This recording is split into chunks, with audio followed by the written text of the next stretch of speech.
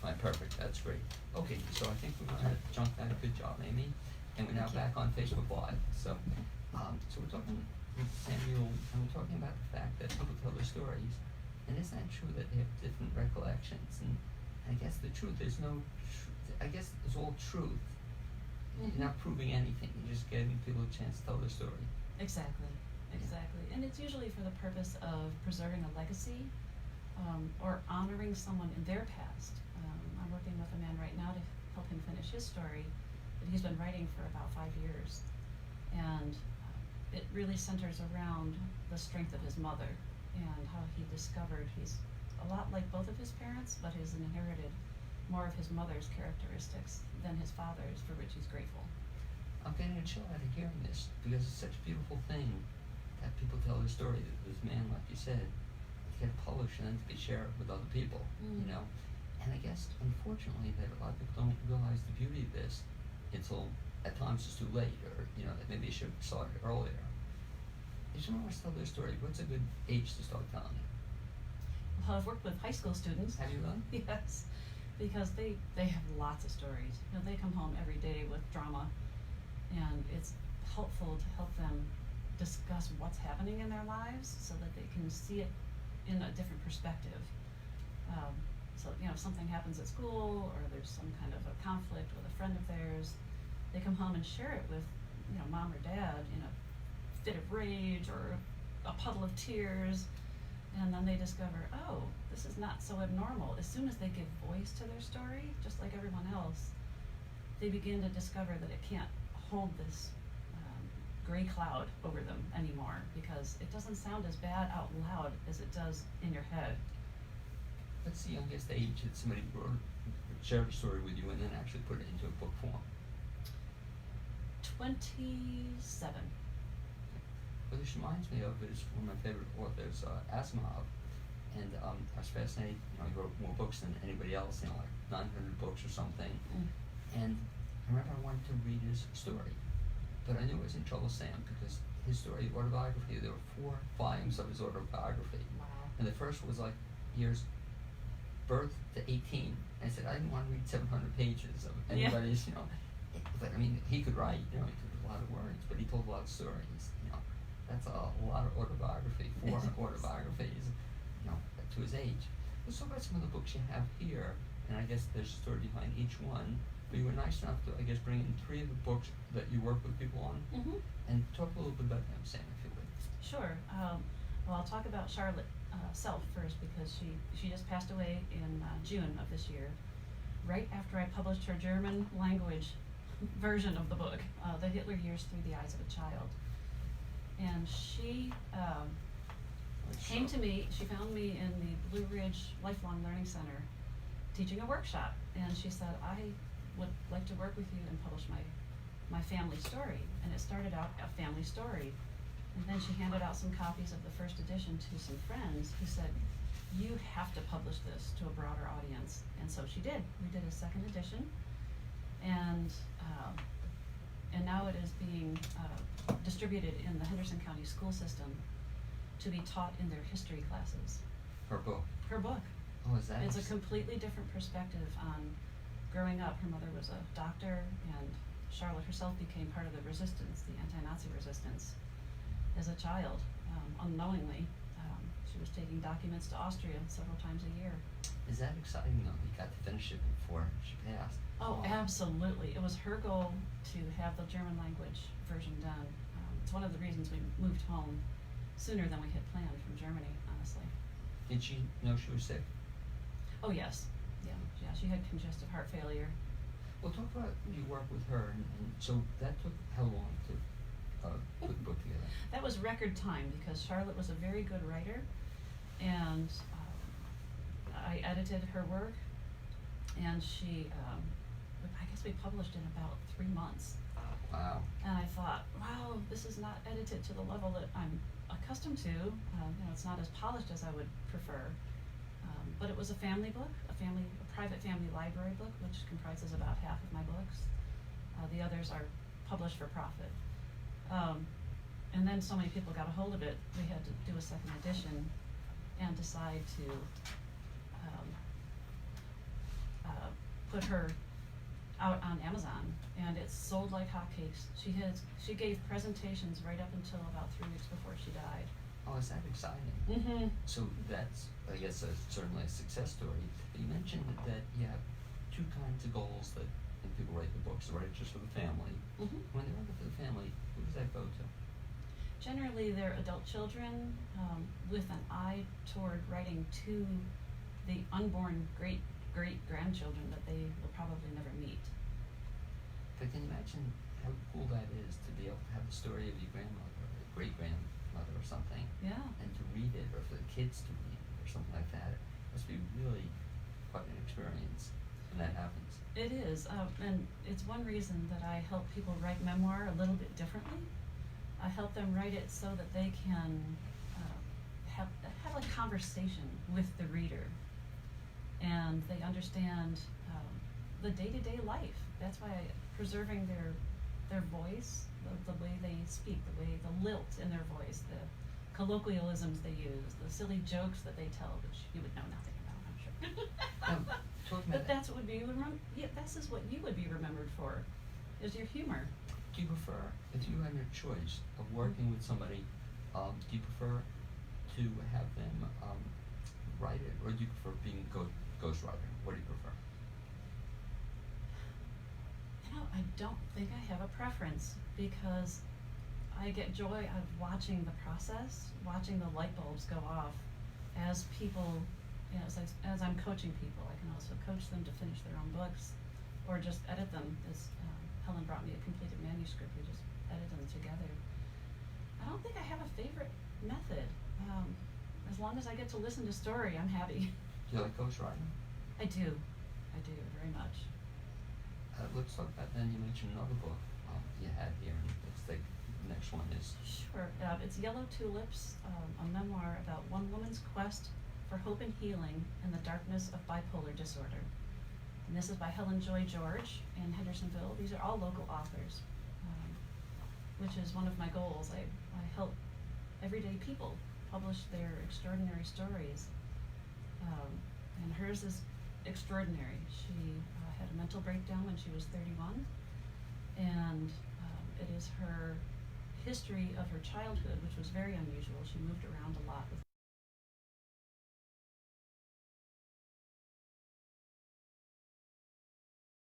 her father had bipolar, and she probably inherited this, and it's her experience with the mental health system here in Western North Carolina. It's really incredible about this story, and I give the woman a lot of credit. She's willing to share it with other people, and that she's still alive. Yes, it has already helped dozens of people. She gets 2 or 3 phone calls a day. People in tears saying, "Thank you for sharing the really hard stories that none of us thought anyone else experienced. But now we know we're not alone." Because I'm thinking about this book that I have several friends who are bipolar.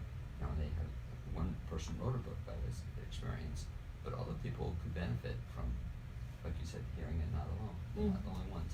Now, this book, so she wrote it. Her goal is to sell it beyond just her family?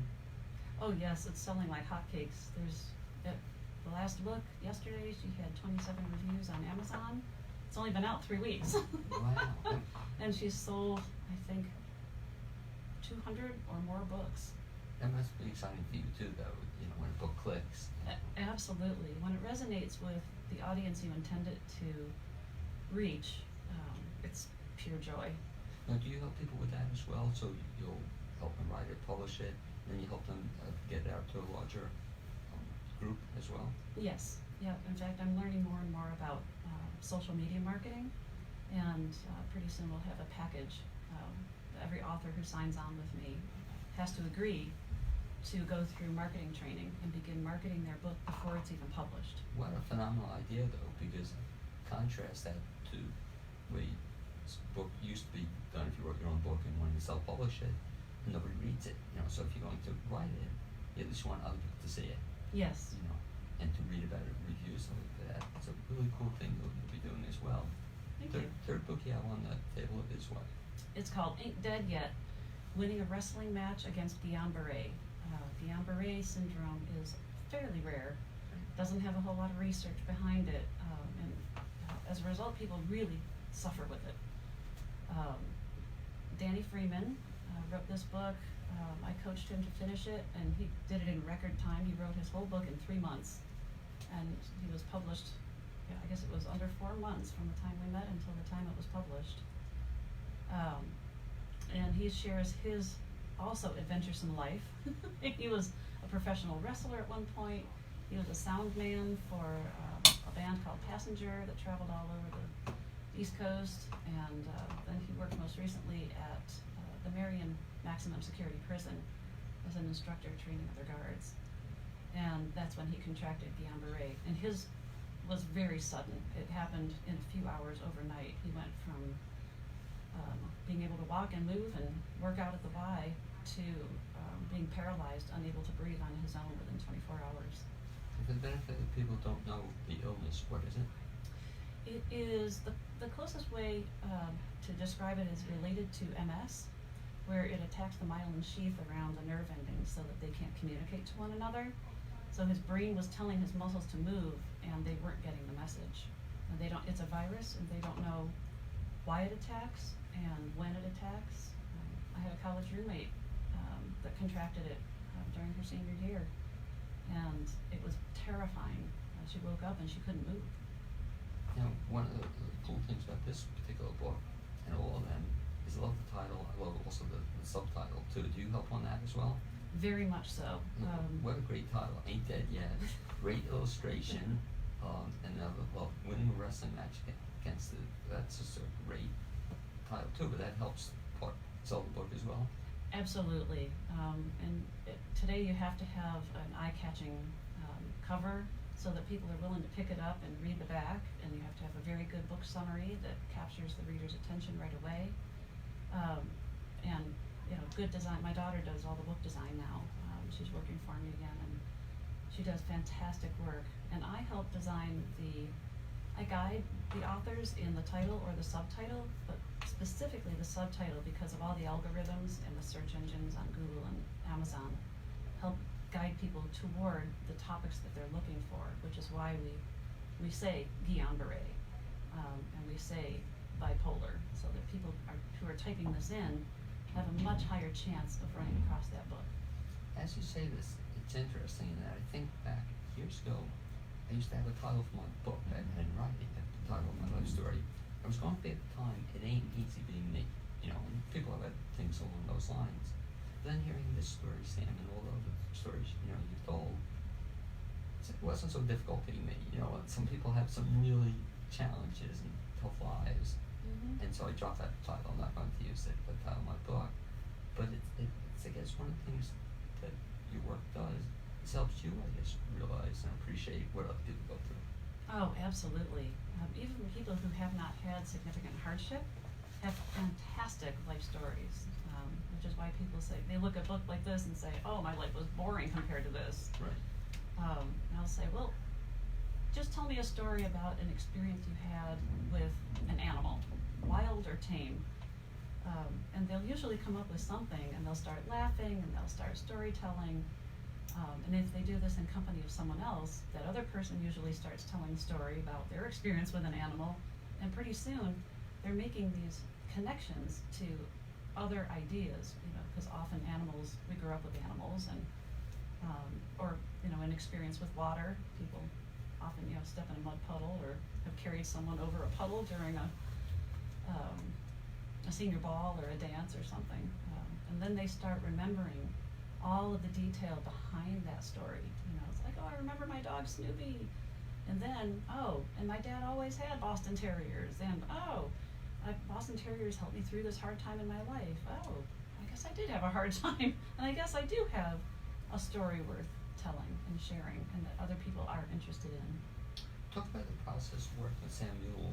So I've heard you say there are 2 ways we can do this. One, we can take a course or a series of courses with you. Mm-hmm. What's that process? It's an 8-week workshop, and you come in and I teach on themes.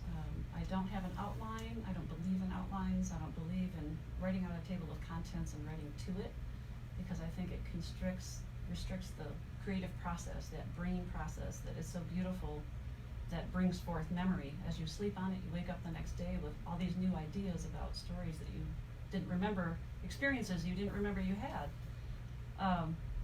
So that group dynamic is fantastic because people play off each other's memories and their stories, and it reminds them of things that they've gone through that they completely have forgotten about. Had they not heard someone else share a silly story about catching their first fish with an uncle, they might not have ever remembered that, oh yeah, I did this once before and I want to tell that story. And we go through the 8 weeks, and at the end of it, they decide, some of them decide, oh, that was fun, but it's not for me. Can I hire you to ghostwrite my story because I think I'm a better storyteller than a story writer. Other people go on to finish it themselves, and others just are testing the waters and decide it's not for them. Fun kind of thing. Talk about something else you're now doing aside from this service. I'm very impressed. You told me about it years ago, but apparently now it's full blown. You have another service that your company offers, and what is that? It is called Vintage Photo Scan. I love it. And for 9 years, it was part of the Cheerful Word.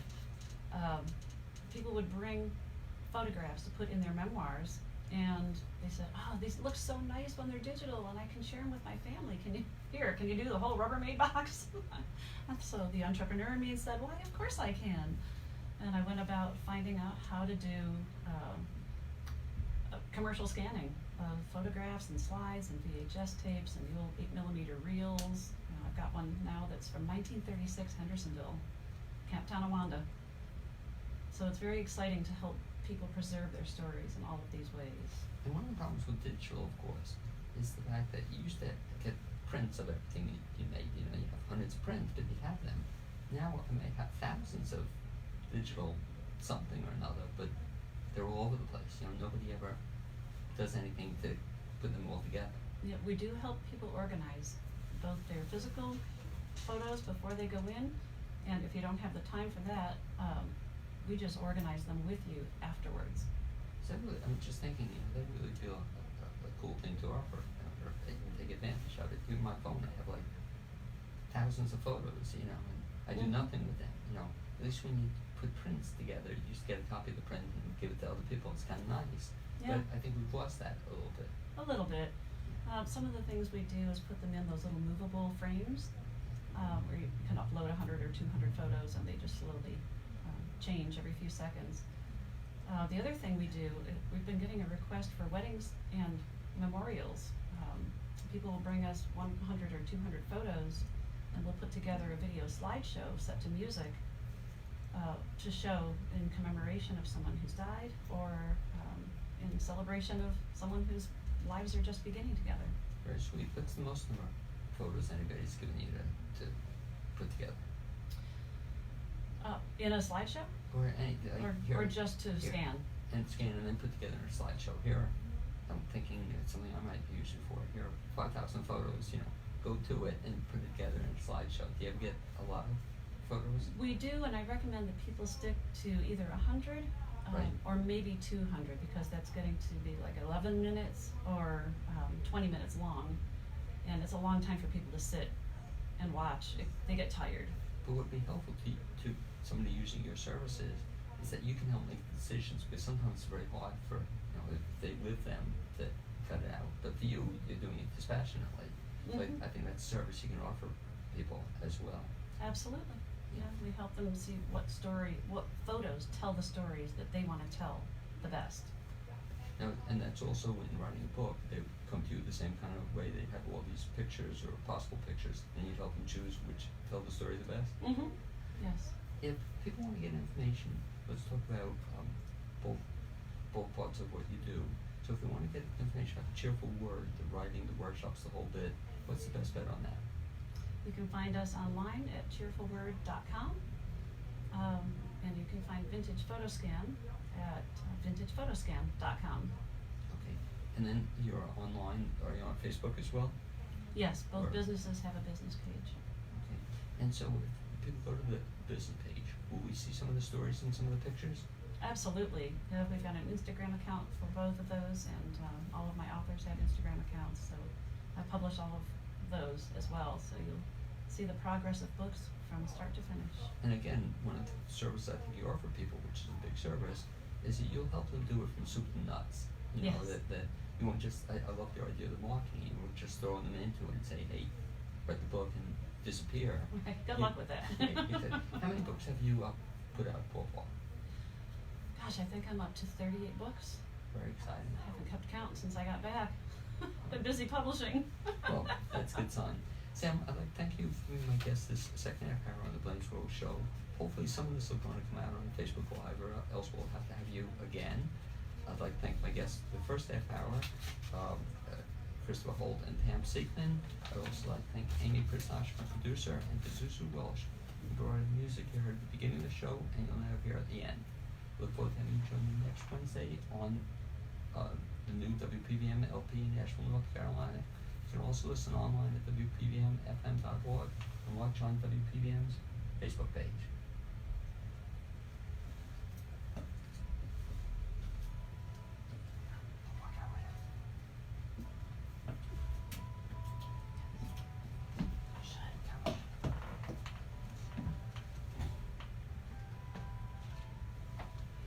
Okay, what'd you think? It was great. Did you have fun?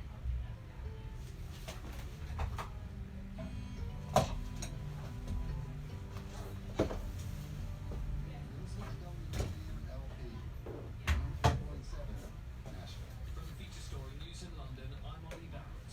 Russian troops have started deploying at the Turkey-Syria border on 14th agreed with Ankara.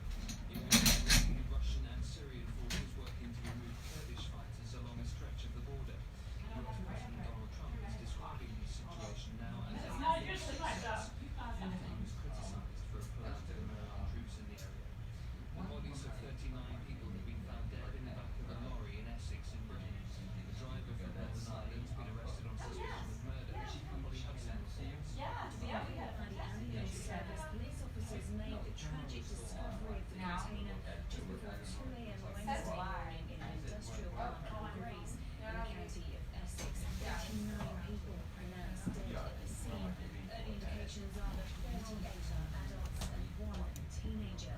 Police say they are in the process of identifying the victims, but anticipate that will be Oh, that phone's on.